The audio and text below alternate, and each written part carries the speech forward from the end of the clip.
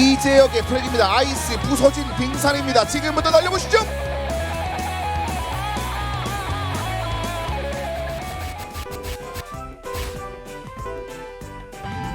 출발했습니다. 최소한 두세 명은 아래쪽으로 떨어질 거다라는 유창현 선수의 계산인 것 같거든요. 와, 이 라인.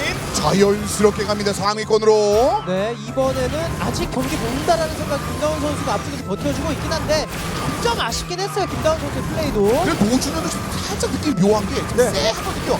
44포인트 괜찮은 것 같은데 유창현이 40포인트다.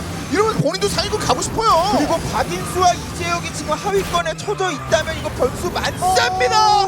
끼었습니다. 네. 하지만 노준현은 생존했고 유창현도 생존해서 위로 올라가요. 사고 많이 일어나는 구간이었었고 하이권에 따르는 선수들도 또 휘말린 것 같아요. 네. 그러니까 이재혁이 지금 47포인트인데 8위 해버리면 또 몰라요. 2위에서 5위까지 떨어질 가능성이 없는 건 아니거든요. 여러 가지 경우들이 네. 있어요. 50포인트는 나올 가능성이 굉장히 높아요. 이재혁 대 박인수가 아래쪽에 있는 상황. 떨어졌어요 노준현이. 그러면 노준현도 굉장히 가능성이 희미해져 버리죠. 이러면 그 어떤 드라마보다 재밌는 게 카트리그 저희가 장르로 따지자면 유창현이 아래를 올랐어요.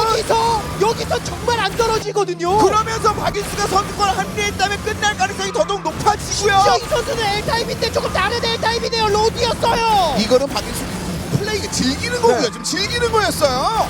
손정 선수가 점프를 잘못 뛰어버렸네요. 박인수에게 들어박았습니다. 그리고 나머지 선수는 밑으로 좀 올라오는데 이재혁 그리고 네? 순위가 갑자기 또 떨어져요? 갑자기 이런 장면이 일어나더라고요. 자, 이거 유창현 선수가 일단 또 노준현과 유창현 네. 결국 원투예요? 맨 마지막에 점프대 구간에서 역전이 나오면 50포인트 자력으로 가능해지고 그럼 생존할 수 있죠. 근데 유창현이 1등 노준현이 2위로 들어오면은 두 선수가 50포인트 동점되는데 그냥 이렇게 근데 앞쪽에서 혹시 모르니까 유철 선수 마지막까지 역전도 봐야죠. 보고 있죠. 이거 되면 이거 되면 어떻게 돼요? 역전하기 쉽진 않습니다. 흔들리면 어떡해요. 노준현이 들어옵니다.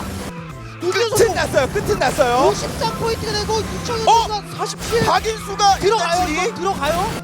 49포인트거든요. 박윤 선수는. 끝은 났는데 봐야 될 것 같아요. 이제요? 덧셈은 안 돼요. 네. 덧셈은 안 돼가지고 서로 물어봐요.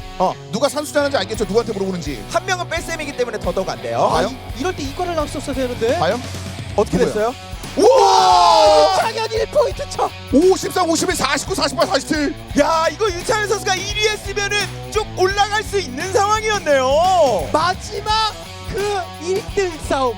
거기서 끝까지 노준현 선수가 지켜내면서 노준현 선수는 1위로 옐로우 라이더를 차지합니다. 야, 노준현을 주목해야 된다는 언급도 진짜 많이 해주셨는데 네. 야, 결국 결승전 옐로우 라이더가 노준현이 됐습니다.